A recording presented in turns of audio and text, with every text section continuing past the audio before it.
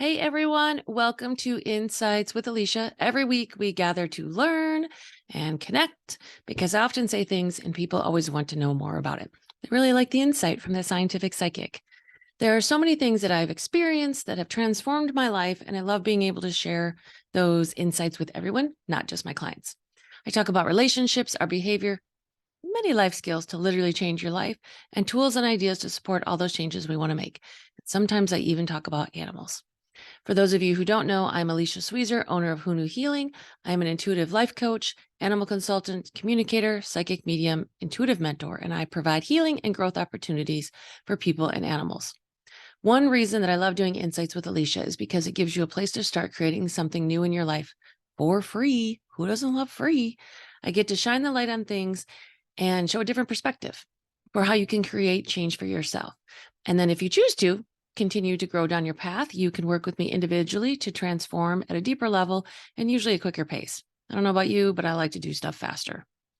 And as always, new episodes of Insights with Alicia are available on Mondays. The episodes are on my YouTube channel under Alicia Sweezer and on all podcast platforms as Insights with Alicia, as well as for my readers out there. I don't forget about you. It will always be available as a blog post on Wednesdays on my website, Who Knew Healing. And that's new with a K. Okay, let's get started. Today, we are going to talk about, actually, it's part 2, right? Because last week was part 1. So if you're joining me here, go back and watch part 1 also. We're going to talk about psychic coaching, mentoring topics that nobody talks about.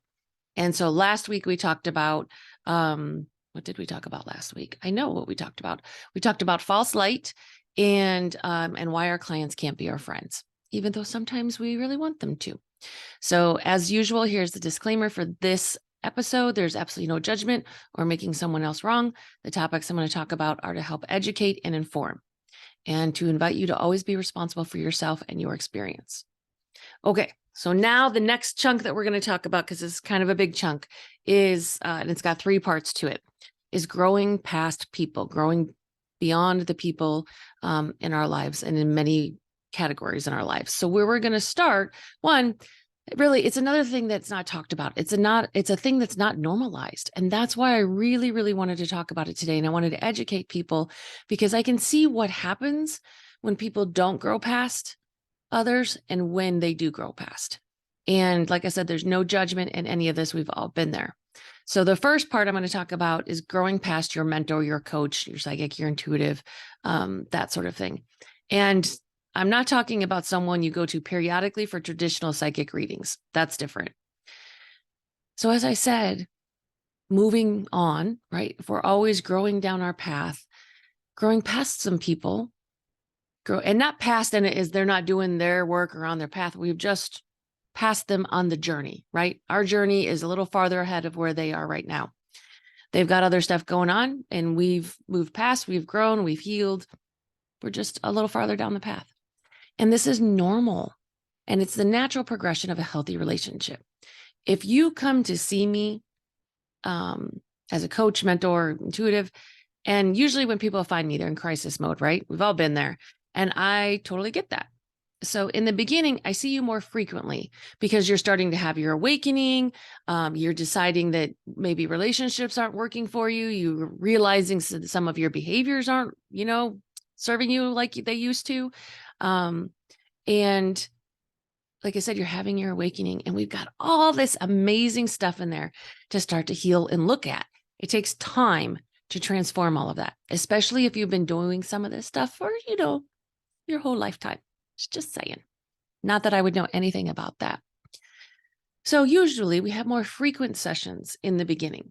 And that can be, the beginning can be 6 months to 2 years, depending on what you've got going on. And from that point on, depending, like I said, what we're working through, there's a place where I will start to see you less frequently because we've started to really heal a lot of those deep core things, and you've started to integrate them. And if I've seen you pretty frequently over that period of time, now you have a new foundation to work from for the rest of your life. That foundation sustains you. Then when things come up, or new experiences, or the next level of challenges that you're wanting to shift, that's when you come see me. So you will see me less and less frequently over time. In my opinion, that's how it's meant to be. If you're still seeing me every week after 2 years, I've not done my job. That's the absolute truth, in my opinion. Now, of course, there are exceptions if some life-changing things have happened along the way. And that's not what we're talking about here. Like, you've been seeing me for 6 months, and then all of a sudden, you decide to get a divorce or something happens in your life. You change careers, right? That's going to be a little bit of a different thing where we got new fun stuff to look at. I'm talking about if what you originally came to me with, within 2 years, if I'm still seeing you every week, fire me because I've not done my job. So if we, like I just said, if we have not shifted or healed anything for you in those 2 weeks, it's time for you to move on, because this relationship, our professional relationship at that point, is not serving you. And I know I get a little passionate about this, and it's true. Because what actually starts to happen then is the relationship has become codependent, and there's an enmeshment of energies, and the relationship has become a clinging relationship. That serves no one, you or me. The professional's job is to be paying attention to that and to prevent it from happening. It's absolutely natural and healthy to grow through people. We have this idea in our society that growth like this is a negative thing. There's a fear that the next person to help us on our path won't appear. I've had clients that I see for a year or two, and then they move on because they don't need me anymore. This is a fabulous thing. What they came to me for is either healed or we're no longer a match.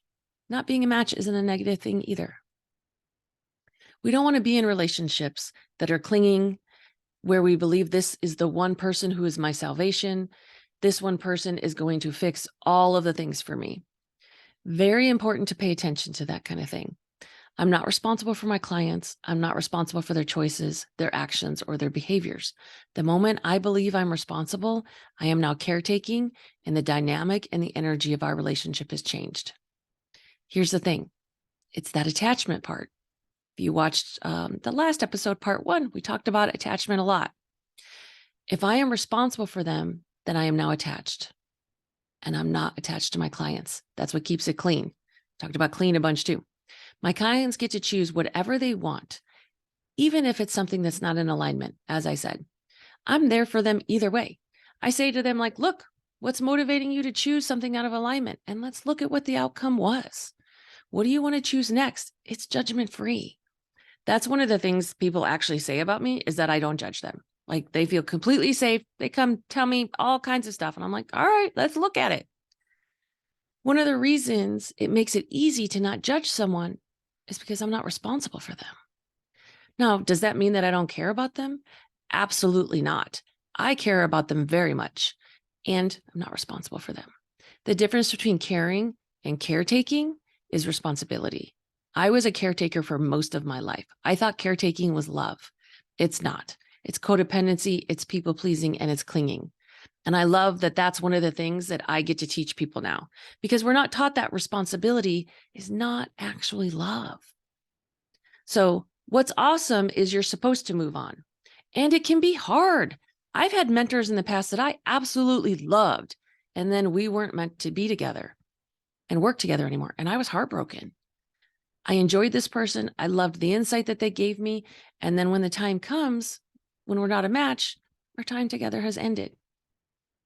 We get to grieve that relationship and know that it is all in perfect order, because the next person, if you're wanting one, will show up. I hope that makes sense, and I hope it offers some freedom.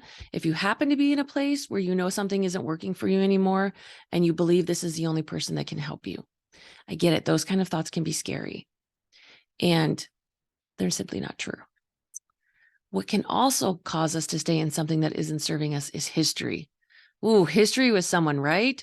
As humans, we give so much power to history with someone because it's all about the past emotions and everything we've been through, and it must mean something. It absolutely does mean something. And history is not to be used as a reason that something is supposed to continue. History is not enough. History is the past. It's not proof to continue to force things to move forward. History can be hard to let go of. It has its own grieving process. So I invite you to pay attention to the relationships you are in to get clear on what's serving you and what's not. The second part I want to talk about here, of where we're growing through things past people, is that it's the same thing that happens with friends. We have this idea in our society that says if you're friends with someone, you make friends with someone, you're supposed to be friends with them forever, right? Like that's the goal is, oh, we're supposed to be friends forever. We base more value on friendships that we've had for 30 years versus 3 years. And the truth is that it's actually quality over quantity. And it's horribly painful and heartbreaking to move through friendships, especially if they're your inner circle friends. I have moved through my inner circle multiple times. And for me, my inner circle of friends is like my family. That is how close I am to them. So when it ends, the grief process is difficult because it's like losing family over and over and over again. And the truth is that not everybody continues to move in the same direction their whole life. And that's okay. And it's okay to let go of friendships. And by no means does that make it easy. It's hard. And when we're staying in friendships or any kind of relationship that no longer serves us, that no longer brings us joy, that is no longer mutual, it takes the place of what's available for us next. And I get it. As humans, we don't like that space in between. We do not. We want to see what the next thing is before we let go of what we already have in our hands. Sometimes there's a period in between before the next people show up. It can feel like you're in the desert between oases, and it can be challenging. I get it. I get it. I get it. And it's what we need to be able to continue to move forward and have even greater relationships and even more expansive experiences. That is one of the things that I get to help people with because I have lived through this many, many times. And to be able to guide people through this process of any kind of change in their relationships, whether it's divorce, friendship, professional, business, family, because I know what it's like and I can support and guide them through it.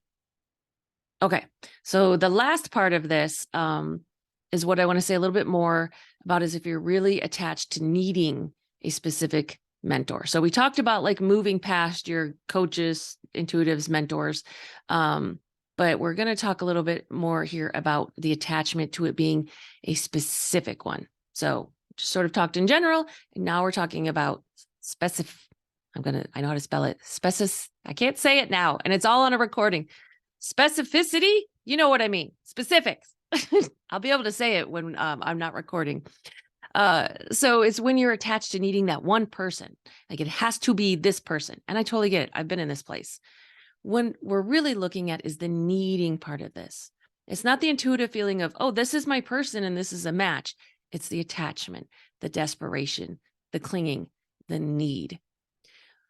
When it is the need that we're looking at being tied into this person energy, it can be a trauma bond, it can be codependency, that kind of thing. I still don't have very much of a voice. Like I said, when we're usually looking for someone to help us, we're in crisis mode of some kind. So our bucket's empty, we're drowning in the pool, and we're looking for support and assistance. Then we meet someone and we think it must. This is the part. It must be that one person. And if it can't be that person, then there's no help for me out there. And this is where the lie is. There is going to be someone for you. If it's not that person, someone else is available to you. But if we're so focused in thinking, no, it must be that one person, how can we ever see what the universe has given us? And here's the thing, in case any of you are seeing yourselves in this situation, but romantically, like it must be this one person that you want to have in your life and they're not reciprocating. Same process works here. So just in case, pay attention. Same thing. We're so focused in thinking that no, it must be that one person. How can we see what the universe has given us? We're looking over here thinking it must be this person. And if you would just turn your head to the right, just a little bit, you would see that the other person is over there. That's the person that's in the higher alignment. I get it. Believe me, I get it. If we have tunnel vision, we just can't see. And it's okay. There's no judgment in here. I get it. And I just wanted to shine some light on it because it does happen. You're not alone and you are normal. And if you catch yourself in this situation, now you know that you get to choose something different. Okay, so the next thing I want to talk about is because it's really come up a lot in the last year and it's not talked about. So like I said, this is all about letting some of the secrets out. This is about soul contracts that we have with people. The soul contracts are a very big thing in the intuitive world. There are many times you will go to a psychic and they will say, yes, you are meant to be with this person. This is where I talk about being responsible for yourself. Because if you're going into a bookstore to see a psychic, which is great, they only have so much time to deliver information. If you paid for a 15-minute session, they're only going to deliver the information, but there's not a lot of facilitating that goes with it. There's not a lot of education or coaching that goes with it. And that's okay because that's not their job in that moment. And so this is partly for me why I'm not a match for that type of work, because I have all this other stuff that I want to say when I'm doing a reading. And when people come to see me for traditional psychic readings, they leave with homework. They go home with a complete understanding of what's happening. I always hear like, wow, I had no idea that's where this session was going to go today. Like they think they're just popping in to ask about a job or a guy or life path. We get into doing some healing and we bring up stuff from the past. We do some facilitating. There's a lot that goes on in that hour. And like I said, they go home with homework so that they have information to now start to create from. And they get to use that over the next few weeks or month. You go home with tools. And like I said, no, it's not that that's better. It's just different. And you get to recognize what type of experience that you're purchasing. And it's in this place where no one talks about the second half of soul contracts, because the second half is what we call free will. Yes, we have contracts with people in this lifetime. And in order for that to play out, both people get to choose it, because that's where the free will part comes in. When a psychic tells you, yes, you're meant to be with that person, then what happens? We build a whole story. We build a whole cult. We build a whole mindset around this person. And we think, this is my person. Remember, I talked about it needing to be a specific mentor? This is the same. It's this place where we close everything else off and we think, this is my person and that's it. We start to create our life based on this information. And now we make choices based on the idea of only this person. We don't see any other choices available to us. And here's where people get hung up. And why I want to talk about this and educate people is that when you have soul contracts, and if that other person that you have a contract with doesn't choose you, doesn't choose this relationship, we get hung up. We get lost. We don't understand. And we forget that everyone has free will. We don't understand because someone said we're meant to be together. The psychic said we have a contract. Yes, you have a contract. And then there's free will. I'm just going to say it like 1,000 times. Everybody gets to choose every second of the day. They are here regardless of the contracts. So you can even be in a relationship with someone and it goes completely different. I've had clients when they're in a relationship with someone and they did have a soul contract with that person, they're a match, but then sometimes along the way, somebody makes a different choice. Things could be going great and someone makes a left turn out of nowhere. They choose a different timeline and the contract doesn't trump that. The contract never overrides free will. And so it's this place that we get to remember. Contracts are one thing, free will are another. So I invite you to really educate yourself and be really mindful of when you receive information about soul contracts or whatever else anybody else is calling them. It's a piece of information. It's helpful information. And it's not all of the information. I get it. Everyone wants to be loved. Everyone wants to be accepted. So when someone says, yes, this is your person, you're contracted to be together, we buy into it 100% hook, line, and sinker. Talked about that in the first episode too. And we cease to see anything else. Then if it doesn't work out, we don't understand because we didn't get the second piece of information about free will. Nobody talks about free will. Nobody talks about choices being made every day. A relationship of any kind, friend, business, professional, love, family, is based on choices every day made by each person in that relationship. You've all heard me talk about a relationship is made up of 3 pieces, each person and the relationship itself. The relationship is a life form of its own. We get to create it, and it's created by 2 people making choices every day to stay together, to be together, to grow together. The contract doesn't trump all of that. The contract is just one piece. So if you caught yourself in the past doing this, or if you currently are seeing yourself doing it, recognize it's just information and it's okay. It's important information and it's only one piece. Free will overrides everything. This can be extremely challenging when the person we're in a relationship with, or the one we want to be in a relationship with, the one we know we have a contract with, chooses something that we know is out of alignment for them, where we're like, this was going well, and you chose something that's not a match. And now it's not going so well. And if we're buying into the idea that we have this soul contract and it's more powerful than anything else, it can be really confusing for people, which is why I wanted to speak about this. Because, like I said, free will trumps everything, even if someone is freely choosing something that is not a match for them. Free will is not, soul contract is not the only reason to stay in a relationship.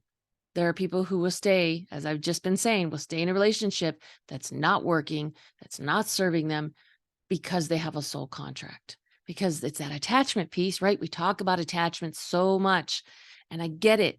But if you're attached to this one piece, this soul contract, and everything else is going down the tubes, the energy is going to get stuck and you're going to get confused and you're going to have a lot of unhappiness. So just remember, free will and soul contracts go hand in hand. Okay. The last thing that I wanted to talk about is time. Time is a human construct. Time is not real. On our planet, time is determined by how many day and night cycles the Earth has when it goes around the sun, right? So we have 365 days because that is how many times we have day and night. And humans have made the determination of what a day equals. Then we've made the determination that a week is 7 days. I'm sure there's research on where that came from, but it's still decided by humans. And a month is 28 to 31 days. Those are all created by humans. Time does not exist in the universal world, in the spirit world. This is hard for us humans to accept. I get it. I like to have time frames for things. I like for things to go fast. And begrudgingly, I know that time is not real. And sometimes it really ticks me off. And I want to control time. Anyone else want to control time out there? And I always want it to be faster. And I want to have a say in it.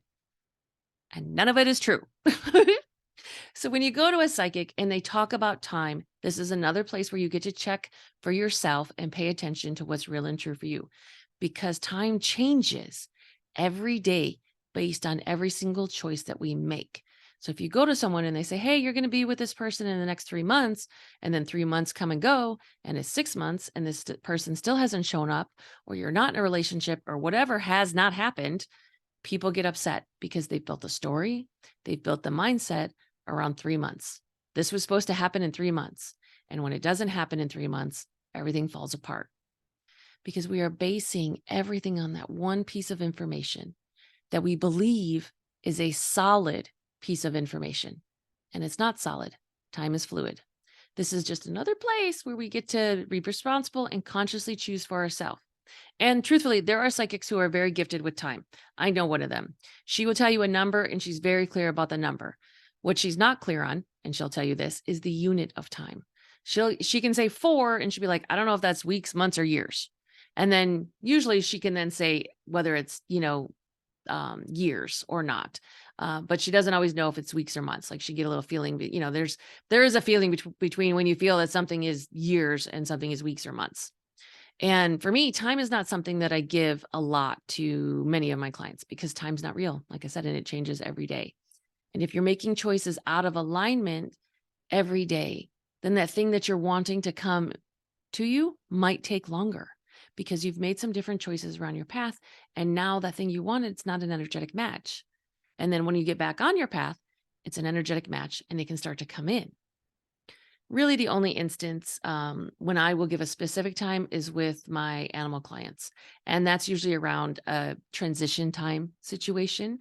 And I only give it when the animal has been very, very, very specific. I have a high level of professionalism, and those transition situations are so very dear to my heart that I make sure I am 1000% in integrity with that.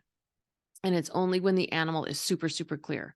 Then I can explain that can also change. If I've given time, I can say this can change also because it does happen.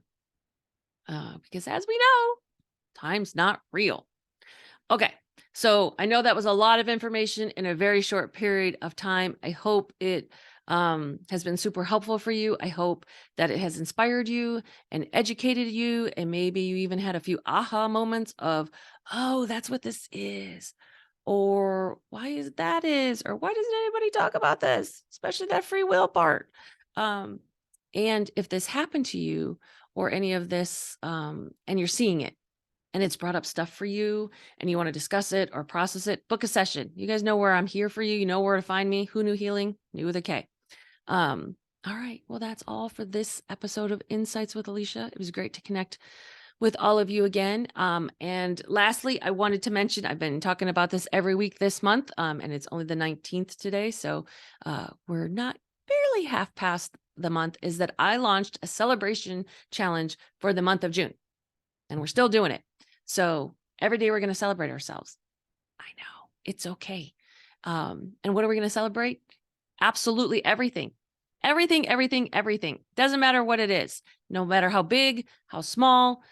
You've all heard me talk about how my measuring sticks are skewed, that unless something causes me pain or is a big deal, it doesn't really register for me. Now, I know I'm better at this, and this was the next step to heal it. And the truth is I know I'm not alone in this. I hear the same issues from my clients. And another part of this is to be seen by others celebrating ourselves, which can be really uncomfortable. So don't hide from that. Join me.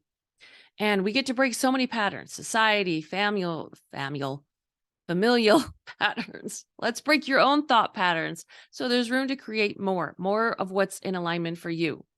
So this is also going to be about using your voice and receiving the R word, right? The receiving the celebration from others.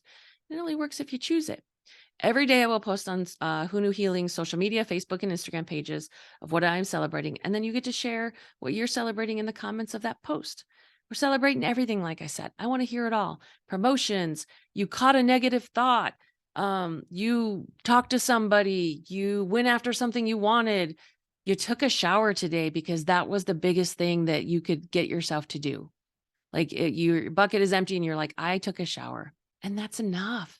I want to hear about it. I want to celebrate that with you. So join me. Okay, everyone have a fabulous week. If this was a contribution to you, then please subscribe, like, share, do all the things that gets this info to more people that it can help. And for my readers, like I said, Wednesday, it'll be posted on the website, Who Knew Healing. And thank you to everyone, as always, who has donated to my cosmic tip jar. It allows me to create more free things like this that I can give to people. And if anyone feels led to do so, the links are in the descriptions, multiple options. Thank you, thank you, thank you. Everyone have a great week. I will see you next time.